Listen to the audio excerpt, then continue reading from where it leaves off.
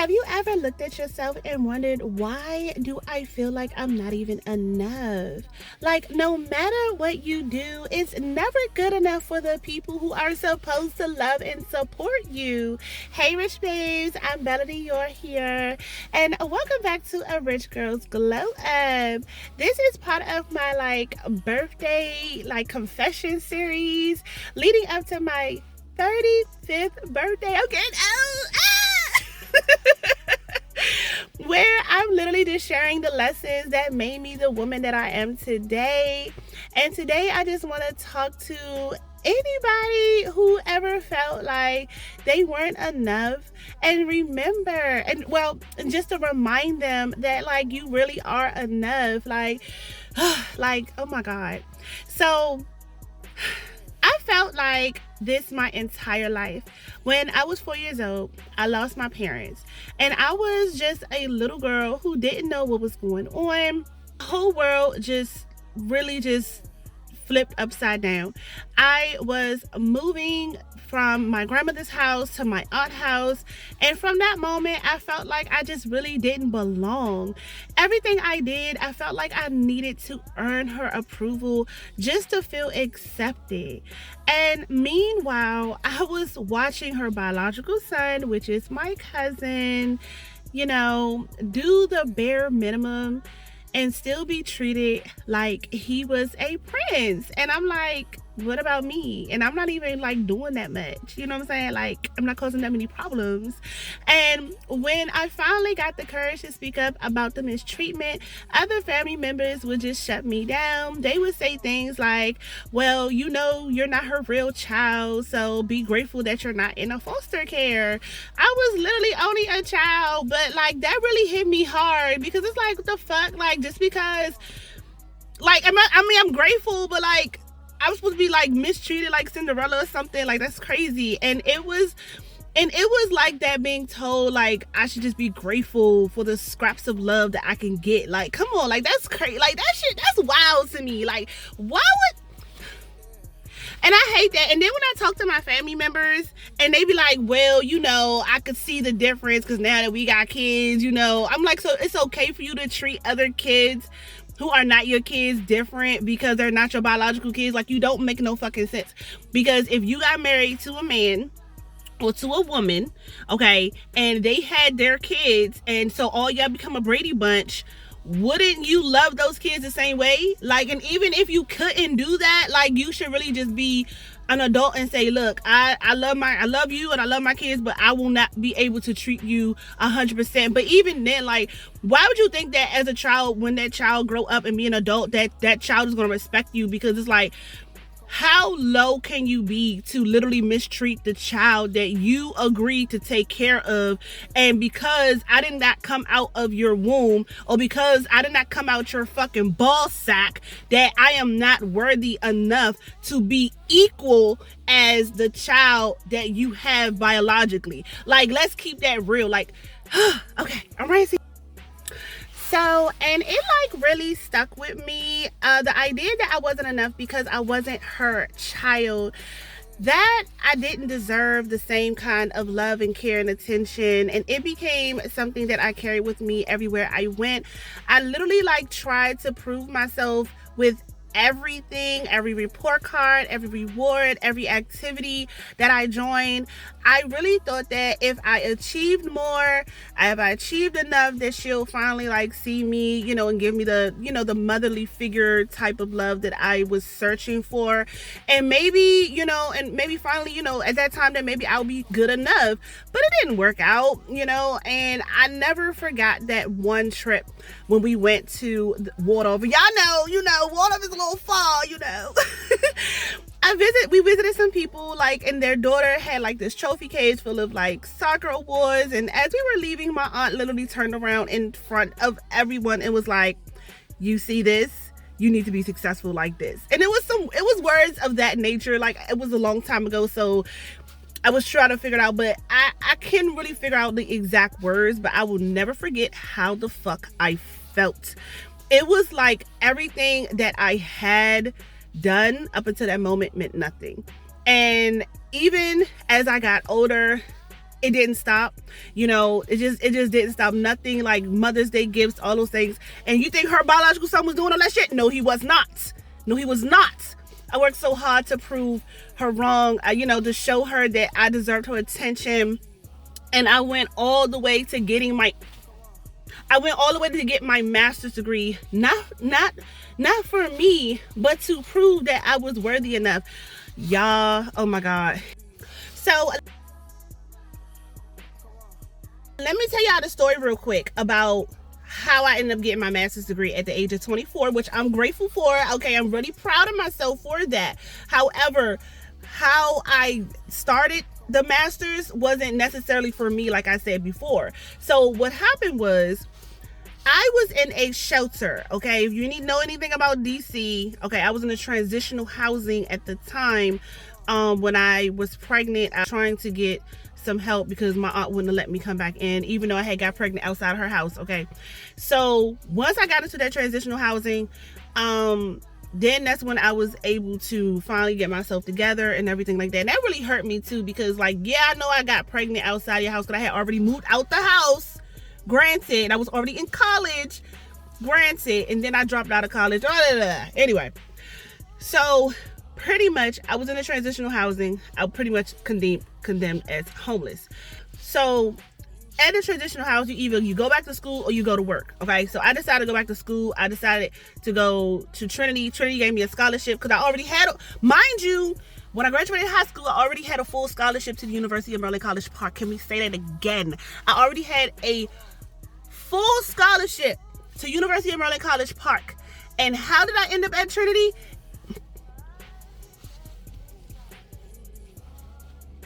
Yeah, that's a whole nother story. Anyway, because she stole the money that my mother left me. Okay, anyway, so nevertheless, I got my degree at Trinity, went through the whole thing. I was homeless when I was getting my bachelor's degree from Trinity, and I had one child at the time. My aunt and my cousin's girlfriend were invited to go on a walk with my aunt's co-workers at her job to do the breast cancer walk. Okay, cool. So when we was about to do the breast cancer walk, we had all met up in this meeting area where we were having breakfast and talking and everything like that. Cool. So then my aunt, the one who raised me, literally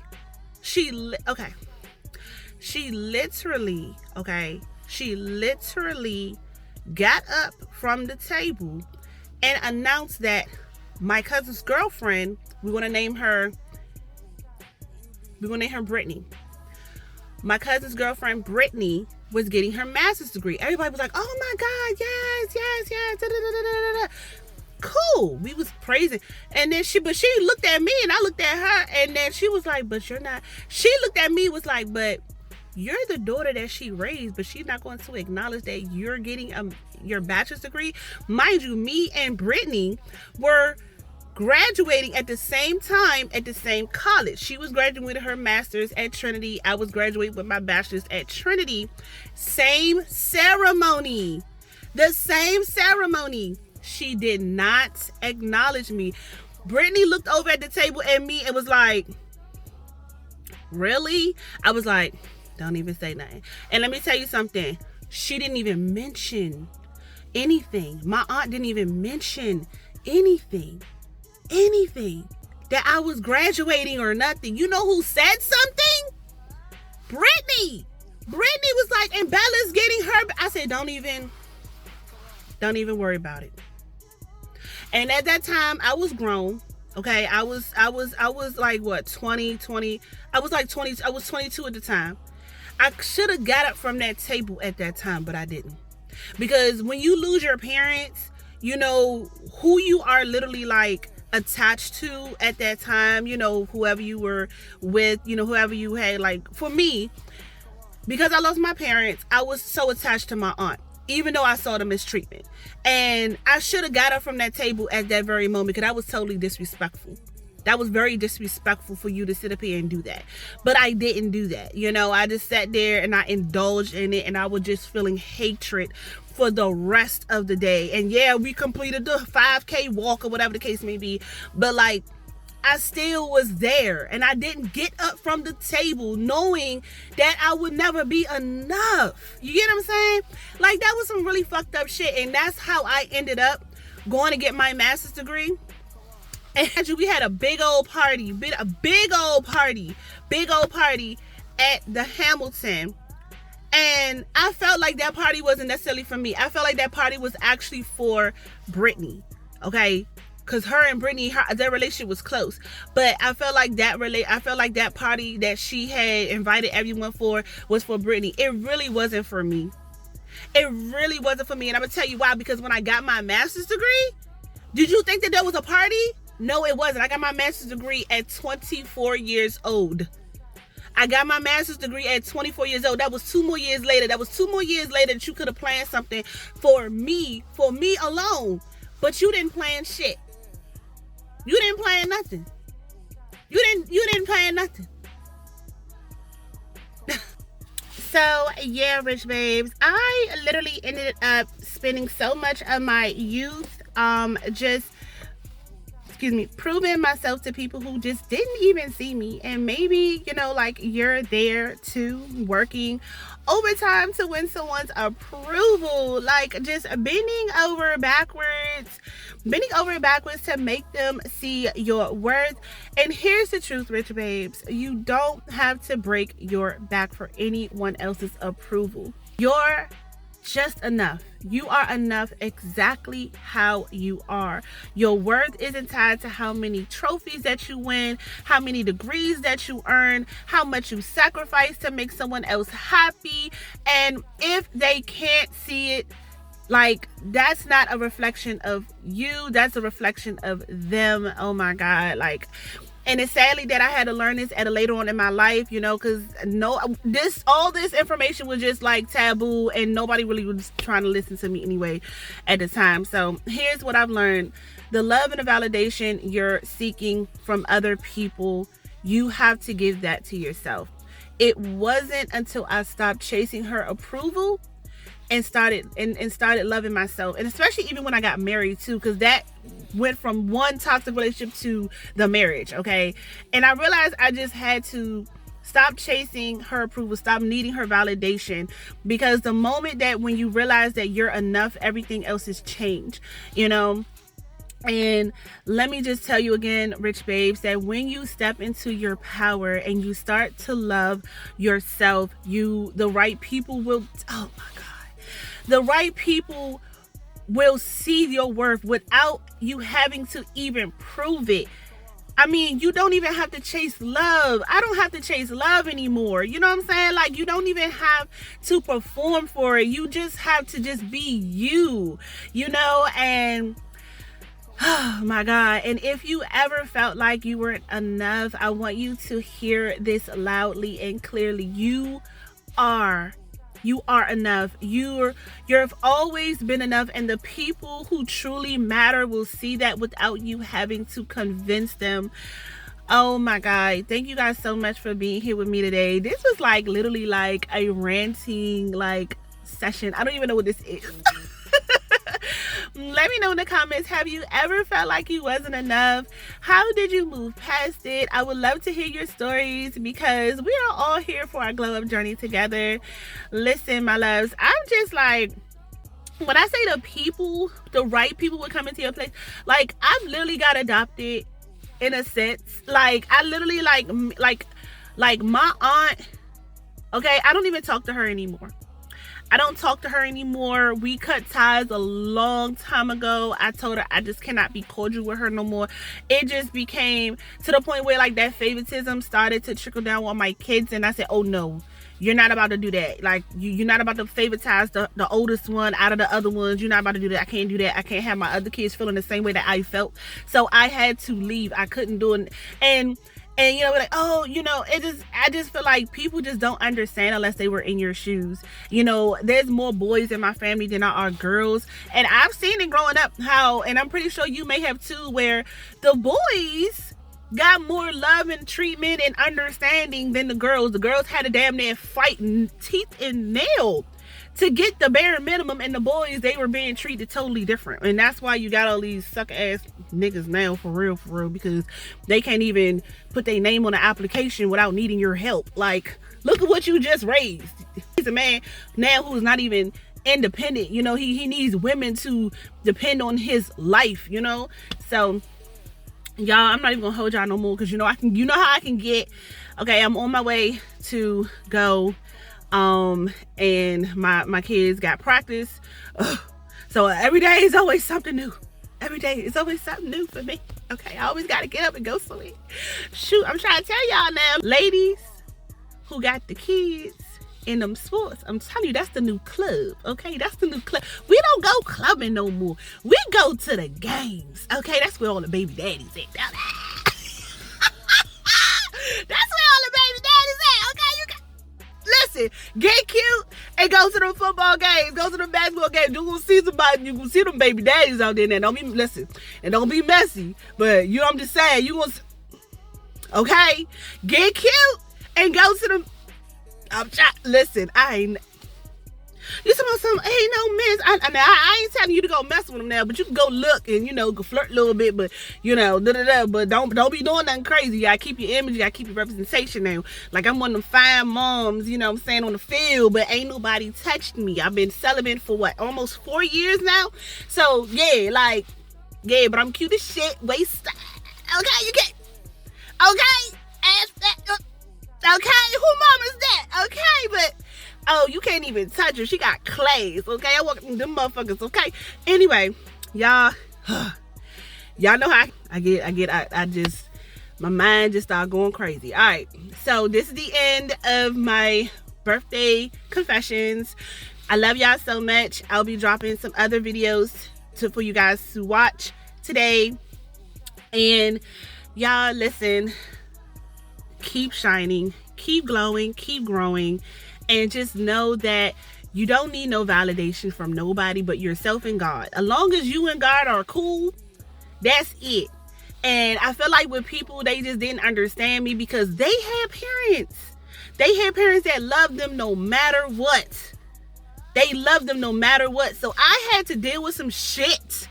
Okay, like, people they just, I don't understand. Of course you didn't, because you had your mother and you had your father.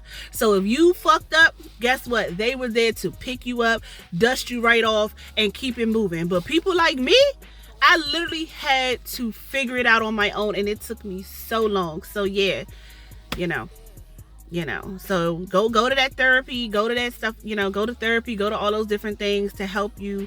I'm so glad I went to therapy at 28 years old, 27, 28, and I really started to like heal from my childhood. I started to heal from the decisions I made, because I know yesterday I talked about my marriage, you know, and somebody was like, you know, it's important to see the red flags, but guess what? If nobody taught you the red flags, how would you know? You know, if you never had true love even in your own home, how would you know what real love is? So, you know, not everybody is grateful enough to be able to have parents or grandparents. And mind you, my grandparents passed away when I was 16 and 18. My grandmother 16, my grandfather 18. So my four parents, my mother and my father by the age of 4, my grandfather and my grandmother by the time I was 18. So there you go. When it comes to guidance, there you go. And I already told you about my aunt. What?